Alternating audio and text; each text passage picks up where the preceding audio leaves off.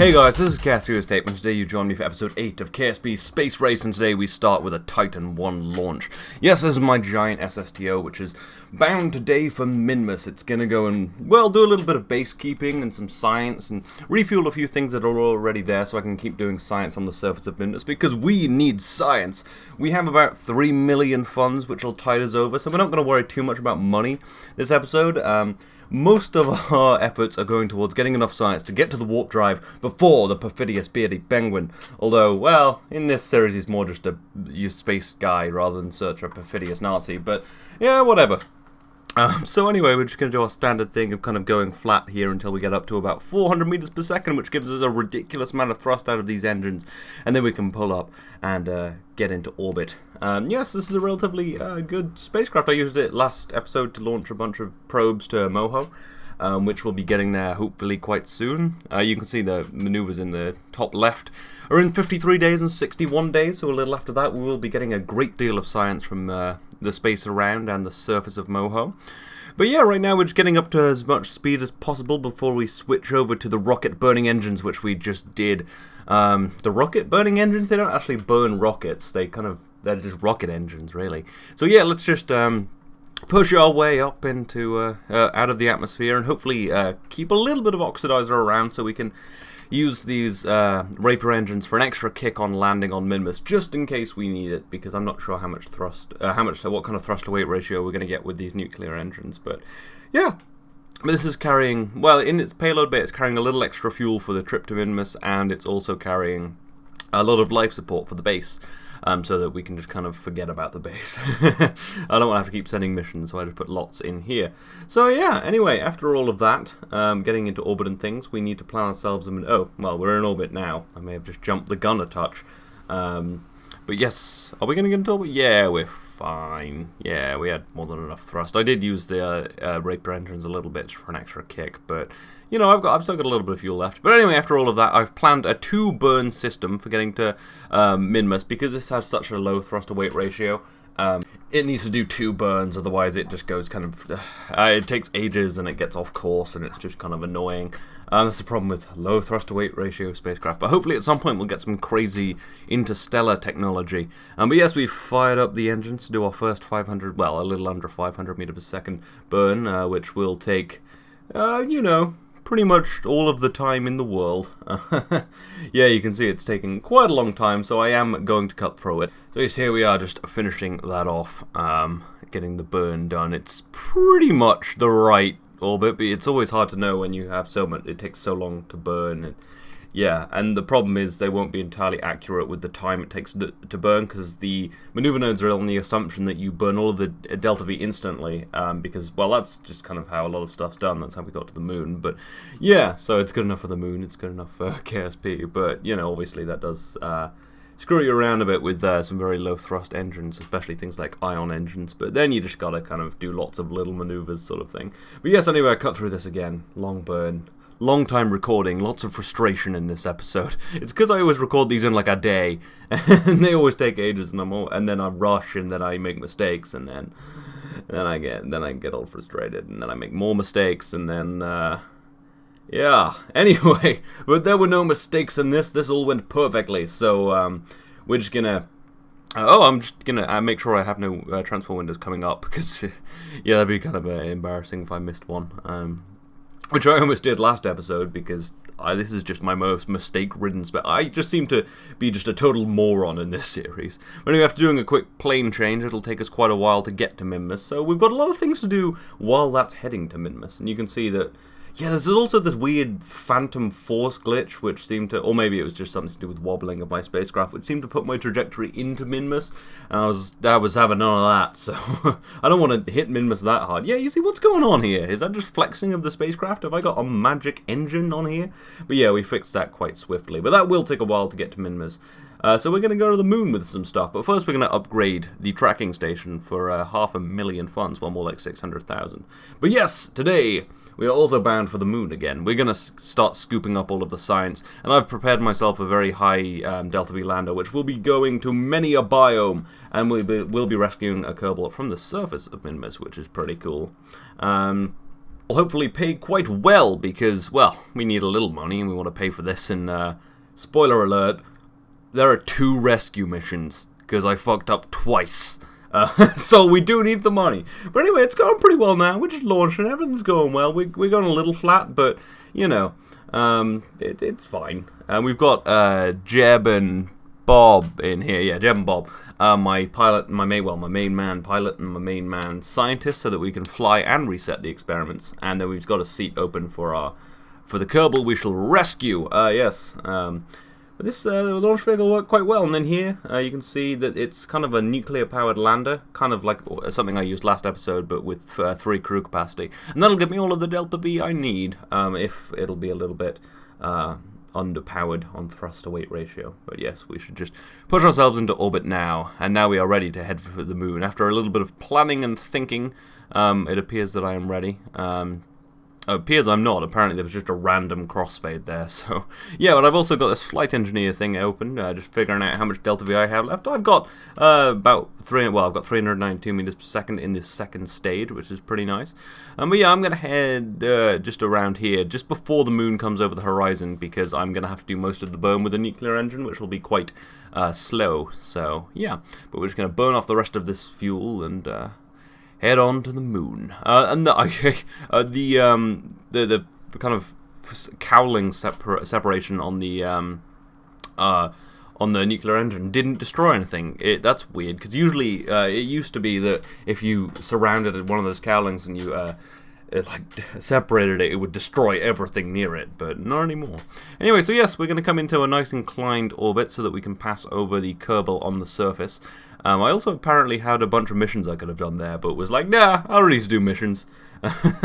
So we're just going to head on up there, and I don't know, just do a bunch of science, lots of science. That's the name of today. We want to hoover up the science on our moons, and then we'll have some things getting to other planets soon.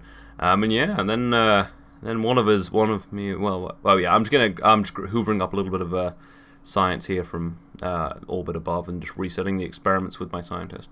But yes, after this series, there's going to be a rather great one between me and Penguin. Also, ladder bullshit. I hate these fucking ladders. Seriously, squad. Just fix the ladders, and I will have no more complaints, except I'm me, so I will always have more complaints about something. But still, just fix the ladders! I don't know, I'm sure there's some reason. Probably they hate me. I imagine Squad probably does hate me, because it's like, we made this really nice game with no violence, and I was like, no!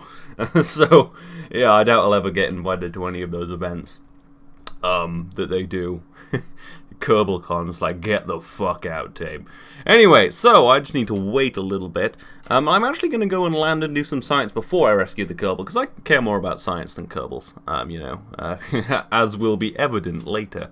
Oh, some kind of spoilery thing. Anyway, yes, but as I was saying, something about after this series, me and Penguin are going to do kind of a cool little battle series between the two of us. Very different from collaborative warfare, but also sort of similar. Which will be cool. So I really want to race through it, because I'm really excited for that series. But anyway, yes, here we are descending onto the moon.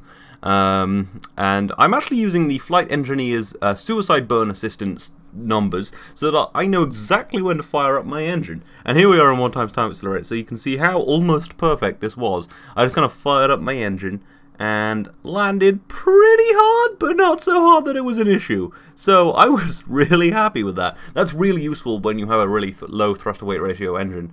Spacecraft, that flight engineer really can help. Anyway, back into 4 times time accelerator, because this episode is so long already, because of all my fuck-ups. So we're just going to grab all of the science. We are in the twin craters, which is pretty cool. I guess there's a second crater somewhere nearby. But yeah, so we're going to get a bit of science. I need to store my EVA report so I can take another one and all of that. And you'll notice there's something on top of the spacecraft. It's got like it's got like solid rocket boosters on it. You're like, is that an escape system? No, it's not. It's actually a thing that I'm going to fire into the ground so I can get some science for seismic readings, because Interstellar has this cool little feature where you can just like throw stuff at the ground and collect seismic impact data. So that's pretty cool. So I included one of them. I thought that might be interesting, just to kind of smash something into the ground. So yes, we're just gonna, And we're just going to fire at one of these boosters because on thinking about it, I was pretty sure it would just not come back to the moon. But yes, it slams into the surface and we get 150 science. But the annoying thing is you can't actually get it out of the thing. And I don't have an antenna to transmit it. And all of the rest, everything but the capsule is going to burn up. So we might not get that science, but don't worry, we get that science. Something much worse happens and everything's fine. But yeah, we don't have an antenna, so that was kind of a fuck up on my part. But it's really cool. I like Interstellar. It adds cool science experiments like that, where you actually do something. You don't just click a button. You got to go and break something. I like breaking stuff. Especially when all of these fuck-ups come together. You're probably thinking, what are all these fuck-ups he's talking about? Oh, they're fuck-ups. You'll see later. Anyway, so we need to go. I'm going to go and rescue the Kerbal now, and then I'm going to go do some more science, because I reckon this has got enough fuel for 3 hops. I reckon it's got enough, just about. But yeah, so we're just going to get ourselves some good trajectory, and then I'm probably going to use the suicide burn assistance thing to go and land, you know, so that I know when to land. And this was the best landing I've ever done. I wasn't even using the assistance, but okay, it wasn't the best landing I've ever done. It's just the best prediction I've ever done. This was straight up the first time. I fired up the engine. I was like, I'm gonna die. I'm gonna die. And then just watch my speed and my altitude just come down, and it just stopped so perfectly. Just, oh my god. I know it wasn't totally perfect, like I did have to throttle down and stuff, but that was such good timing. I mean, look, just watch that back. That was, oh god. I mean, I make a lot of mistakes this episode, and I don't know what that cupola module's doing. It's just jumping around. I wanted to see if there's any secret science in it, but there wasn't. But yeah, just remember that landing when you see how much I fuck up this episode. Just remember that I'm not totally terrible at this game. I'm just going to take a sip of Pepsi. Pepsi, you may be asking. Why aren't you drinking Coca-Cola like a human? Well, I got a free crate of Pepsi because my friend's roommate won 10 crates of Pepsi or something in Freshers Week, and they didn't drink it all, so I grabbed one of them when I helped her move. So yeah, I didn't grab one, they gave it to me. Anyway, so yeah, we have some more ladder bullshit, but then I actually get on the ladder, so that's good. And I'm thinking this big crater up here, I'm going to go land in there, I'm going to go do some science, I'm going to go do some awesome stuff, and I'm hopefully going to have another awesome landing, although I don't think it goes quite as well as that, but you know, it's fine. And it's a little further, and I think I've got the Delta V, just, to get there, and then into orbit, and then totally leave the moon. That's totally how much Delta V I have, totally enough to leave the moon. But anyway, yeah. Those weird tanks on the side, those are B9, by the way, I just thought I'd mention that. Those are kind of useful, there's liquid fuel, obviously that's all you need for a nuclear engine, because you're not really burning the fuel, I learned. That you're actually just kind of throwing it over this nuclear reactor. Nailed it. Reactor. And it just kind of throws it out in high energy, speed, hot, I don't know, I'm tired. My whole day was recording this. Although I did get up at 12, so, yeah, you know, I mean, you win some, you lose some. I really like having long university holidays. Y'all are still at school if you're in Britain. Except maybe if you're in America, because it's fucking Freedom Day today. Anyway, so yeah, we land pretty well. That was actually pretty good. It was probably a better landing, but it was less good timing, I think. But anyway, yeah, so we're just going to grab all the science, get more and more science, so that we have all of the science in the world. Just all of it. And that is actually the goal, just to know everything about our solar system. And I think you can get science from outside the solar system, but I don't think I'll have time. Throw down another flag. East Cradle landing. Boom. We didn't get really that much science from the last place because it was the Midlands, and we went there like ages ago, so lame. Anyway, so let's go, and you'll notice in my little Delta V readout on the right in the flight engineer thing, we don't have a lot of Delta V. We might not have enough to leave the moon. We will get into orbit, which is the key thing, because then you can rescue it. But yes, I don't have enough Delta V. The first fuck-up of this episode. Of which there are only really 2-ish. I mean, one of them is like this big fucking clusterfuck of loads of mini fuck-ups that make one big fuck-up. So, yeah. Anyway, the more I fuck up, the more frustrated I get. The more I fuck up, basically. Anyway. So yeah, it has a little fuel, but not enough to get back. So we're launching this SSTO, which just about takes off. So yeah, I was going to launch this for science purposes, but this right now is a rescue mission. It is heading to the moon, it's got a bunch of fuel in its cargo bay, it's got an antenna so I can transmit that seismic reading back, which is good. So, sort of win, but this is like 100 grand, so, I mean, you win some, you lose some. But yeah, so, we're going to fly out to the moon, and we're just going to go get them. We're not going to get them. We're going to put some fuel in the spacecraft, and we're going to send them home. And then I'm going to use this spacecraft, probably next episode, because I was pretty tired, to rescue a couple of Kerbals from around the moon and bring them back so we get a little money back. So yeah. Just pushes this into orbit. It uses all of its oxidizer this time because I've got a much heavier payload. I just put loads of fuel in this so that we definitely could do it and probably could come home if there are any problems with the spacecraft or if I decide to rescue those Kerbals. So yeah, I'm liking this SSTO. It just really works. It's kind of semi-based on the one I sent to Duna and landed on Duna because, you know, I'm a pro. I'm totally a pro. Although I have been watching some of Matt Land's videos recently and I'm like, oh, I'm not a pro. But he did just make a 40 Kerbal SSTO, SS to the moon, single stage to the moon, which I might try and do an 81 just to be like, yo, victory for Vegeta, and rope him into a challenge so I can steal his subscribers. That's my plan, really. Just keep roping people into challenges and calling them Nazis until I get all of their subscribers. Not that Matt Land's a Nazi, that's Penguin. Matt Land's fine. Anyway, yeah, so I just did the burn there and cut through it a little bit because, long. But yeah, it's another 2 burn system to get out to the moon. And yeah, just cut through it again because, long. And I don't want to freaking experience this again. That's the problem is when you mess up in a game, you're like, oh, that's done. But when you make videos about it, you've got to witness it again and tell people that you fucked up. This is a fantastically weird job. Anyway. So let's just flatten my trajectory so that I can meet the spacecraft and go and rescue those Kerbals. Those Kerbals who didn't bring enough fuel or parachutes. We'll get to that one in a minute.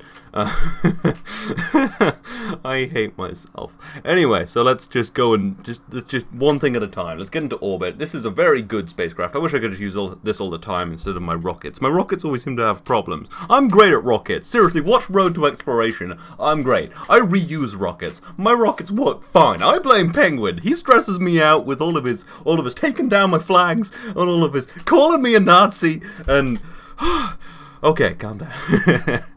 No, of course not. I think it's just because I get more competitive and try and build something more ridiculous, and then gets out of hand. Anyway, so we need to do a pretty intense inclination change to get on the right course, and then bring my periaps down a little bit, and then do a few more burns, and just rendezvous. And it'll all be great, because we need to get these Kerbals home. We need to bring them home, and we need to give them lots of medals and various things, and we need to do a quick retrograde burn here to get into the right trajectory after another orbit. Luckily, I put loads more life support on the the moon spacecraft than I was gonna, which is lucky because they would have died. Anyway, after all of that annoying rendezvousing, here I am just docking with it because it took quite a long time and it was very uneventful, so here we are just docking a plane. This was the interesting bit. So yeah, so I'm trying to dock this giant plane which keeps swaying around every time I fire the RCS, and I'm pretty sure I'm going to break all of Capallo's solar panels, so that's good. But I do eventually just about maneuver into a docking and nailed it, and all the solar panels break, and we get a bunch of money for constructing a station. What the fuck? And doing a rendezvous and a docking. Sometimes you just get money for things you don't expect. But yeah, we put a tiny bit of fuel in there. That'll be just enough, because I want to keep most of it in the big-ass plane. And yeah, I'm just going to transmit that science back for the seismic reading for the thing where I smash something into the surface, yeah. And then we'll get the plane back. I think we're going to do that next episode, though. Well, I know I am, because I've done all of the recording now. It's like I'm trying to be like, oh, I don't know what's going to happen. I just recorded it and then edited it, and I'm looking at it right now. But anyway, yes, so we'll depart from the plane, and after we've planned our maneuver, we're going to just go and do the burn. We're going to go home-ish, because we didn't bring any parachutes. I've done this twice now. I've forgotten parachutes twice, and usually you can just jump out of the last minute and it's fine, but there's 3 Kerbals in this. There's freaking 3. So I can't make them all jump out, and there's a lot of science, so I don't know, man. I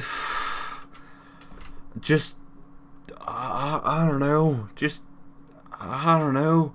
Just jump just before the capsule hits the ground. So my initial plan was get to the space station, but I don't have enough Delta V for that, and I don't have enough Delta V. Well, my initial plan was use the RCS packs on the Kerbal to get to the space station, but I don't have enough Delta V for that.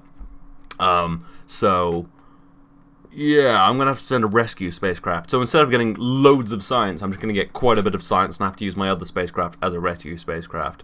And I probably could have gone and done some science with it, but yeah, after all of this, I was quite frustrated. Anyway, after doing some aero braking, my solar panels explode, so I'm more fucked, because now I have a time limit. I never make these easy for myself, and I have hardly any Delta V left in the spacecraft, so I'm going to have to get all of my Kerbals out so that they have more time, because you have more electric charge time in your spacecraft with TAC life support, because it's easier to heat a... not in your spacecraft, in your spacesuit. It's easier to heat a spacesuit than a spacecraft, I guess. Anyway, so yes, I don't have enough Delta V for all of that, so my plan is... I don't really know, man. No, my plan is get all the Kerbals out, make them do most of the deorbiting, and then send up a really high Delta V spacecraft and just bring them home. Or a subset of them home. But yeah, there's the quick burn to get me in the right position, and yes, I would gonna later, I think I laid down a quick save there, just because I was like, if I fuck this up, I want to try it again, because, you know, this is a Mark 1 stuff. But no, I didn't have to try it again. I often just lay down second quick saves, just because I quick save a lot, and sometimes, yeah, anyway. So yeah, I'm just gonna get Jeb. I gave him all of the science, so he's our primary target. We get him home, or fucking nothing. So I'm going to get myself in the right inclination as the station. Then I'm going to realize I can't get to the station. And then I'm going to be like, oh my god, I have to send another spacecraft. And then I've got to do 3 rendezvous. Well, you know, 2 rendezvous. And yeah. So he's all in a good position. But annoyingly, when you try go into the map view and try and do things, yeah, that's 700 meters per second Delta V to do the deorbit. I only have 600 in a Kerbals jetpack. But yeah, when you go into the map view to do things, the Kerbal turns weirdly. Anyway, so here's just a shot of after I got all 3 Kerbals on the right trajectory. It took a while, so I just showed you it. But yeah, anyway, the annoying thing about, as I was saying, the annoying thing about doing maneuvers as a Kerbal is they rotate when you're in the map view, so you have to either look at the Kerbal or look at the map view. It's really annoying. So here's my rescue spacecraft. Really high Delta V. I've just got a big-ass nuclear engine under that fairing. Way too much Delta V because I want to get these Kerbals home, or a subset of these Kerbals home. Stop asking why I'm only getting some of them home. Yeah. There's a time limit. They don't have a ton of time, and they're in pretty long period orbits. And you see, the thing is there's 3 Kerbals. One of them has all of the science. One of them I rescued from the moon and is worth 200 grand to me. And one of them is just a Kerbal, right? So you can see my thinking. Now, the problem is, just a Kerbal is Bob. I've killed Bob spectacularly in 2 series with Penguin in them.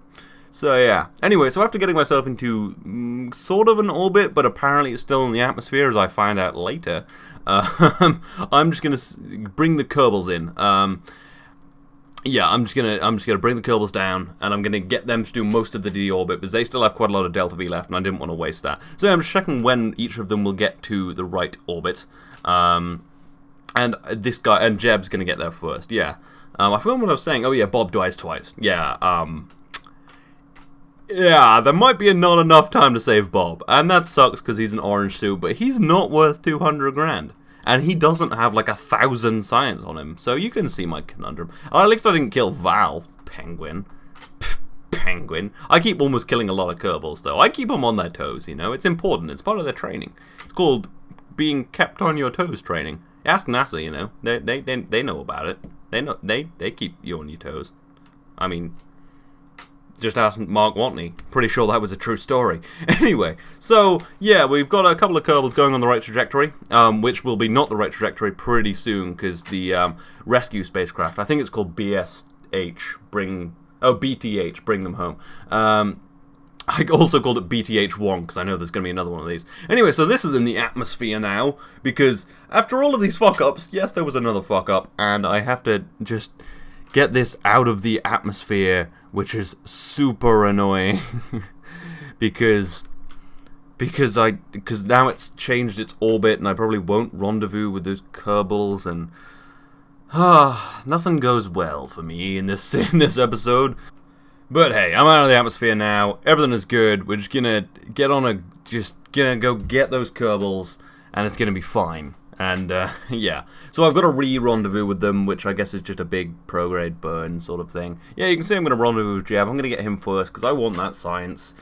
This was going to be a very sciencey episode. Then I forgot to put parachutes and fuel on the spacecraft and sent 2 rescue missions because I didn't know about the parachutes when I ran out of fuel. And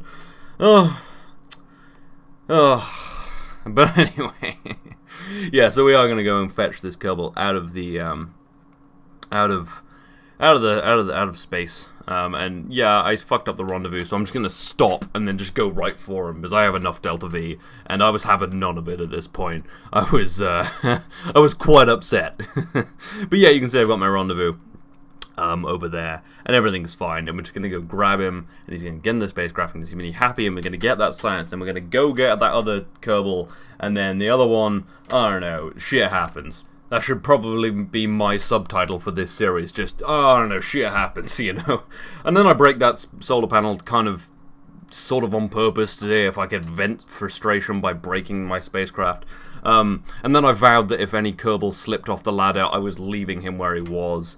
I went for a walk halfway through this. It was very frustrating. You know that when you play Kerbal Space Program and nothing goes well, and you're just like, oh my god. But, hey, it all worked out alright-ish. I mean, not great, but it worked out fine. It's fine.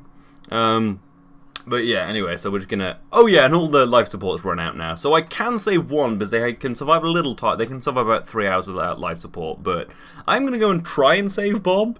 Unless he slips off the ladder, then fuck him. Because I hate those ladders. Seriously, squad, just fix those ladders. Fix those ladders and I'll stop making fighter jets. Obviously not, I won't stop making fighter jets. That's never going to happen.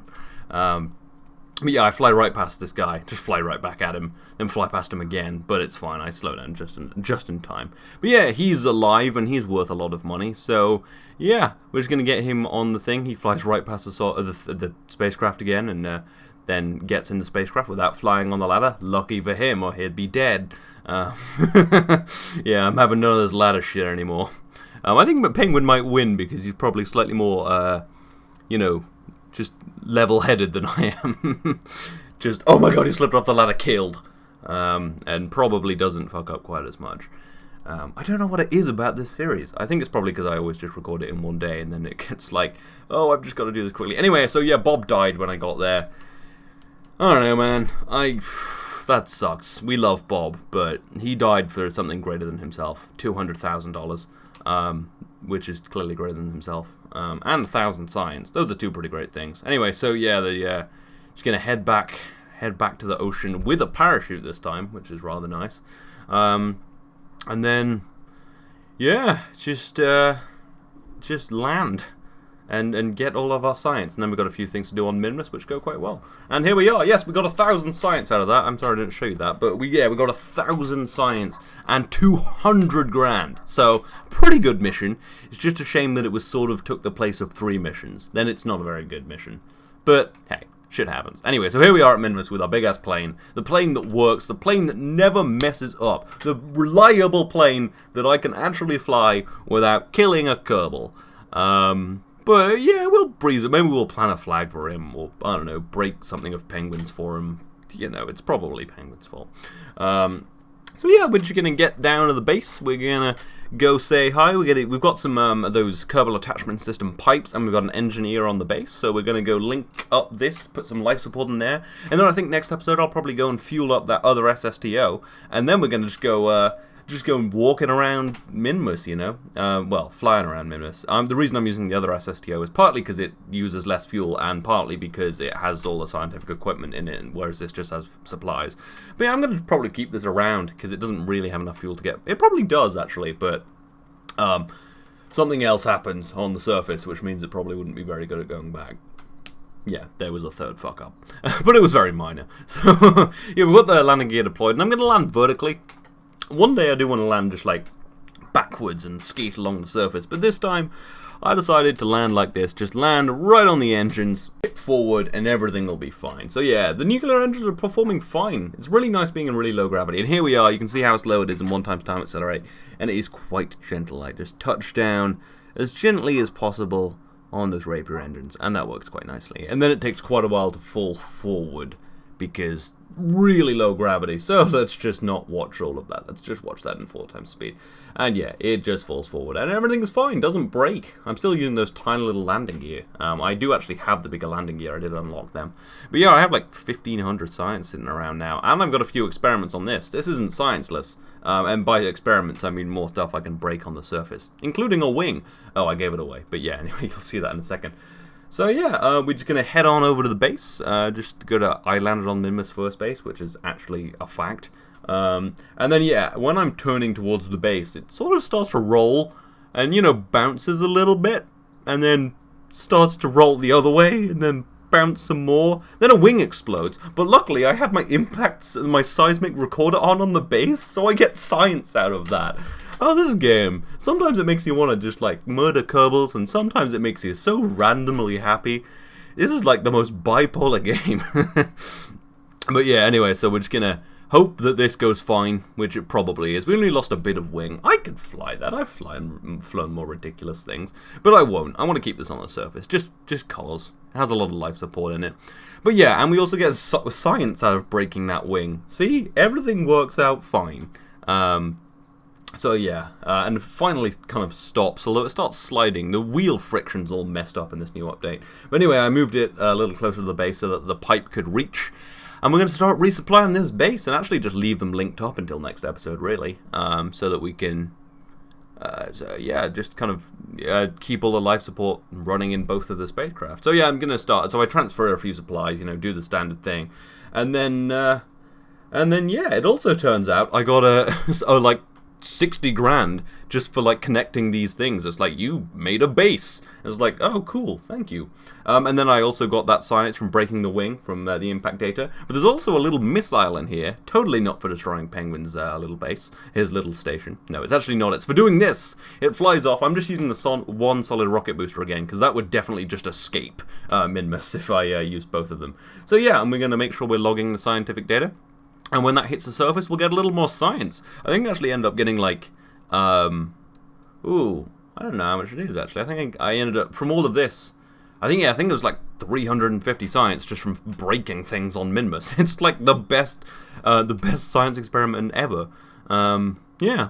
So yeah, we're just going to collect that impact data.